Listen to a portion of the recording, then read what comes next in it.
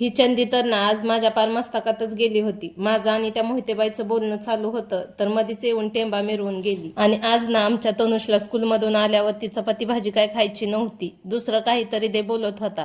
चपाती होतीच तर त्यावरती थोडा पिझ्झा सॉस लावला आणि ऑर्गॅनो आणि चिली फ्लेक्स टाकलं. शेवटी वरून त्यावरती थोडं चीज पण पसरवलं आणि तवा गरम करून ना ही चपाती चीज मेल्ट होईपर्यंत झाकण ठेवून 2 ते 3 मिनिटं गरम करून घेतली. आता हा सिंपल असा आपला तनुसाठीचा पिझ्झा तयार झाला होता. आता हा त्याचा पिझ्झा आहे म्हटल्यावरती त्याला पिझ्झा सारखाच कट करून पण पाहिजे होता. मग काय दिला त्याला पिझ्झा सारखा कट करून. आता संध्याकाळी ना देवाची दिवाबत्ती करून घेतली आणि आता ही दिवाबत्ती होती तोपर्यंतच ना तनुजचे पप्पा ऑफिस वरून आले होते. येताना त्यांनी ना आठवड्याभरासाठीचा भाजीपाला घेऊन आले होते. आता हा भाजीपाला आणलायस तर म्हटलं पहिले तोच व्यवस्थित निवडून फ्रीज मध्ये ठेवावा. आणि पालेभाज्यामध्ये ना मेथीची भाजी आणि कोथिंबीर आणली होती. आता ही निवडण्यातच ना माझा चांगला अर्धाभर तास गेला होता. आता हे सगळं उरकल्यावर लगेचच संध्याकाळच्या स्वयंपाकाला लागले.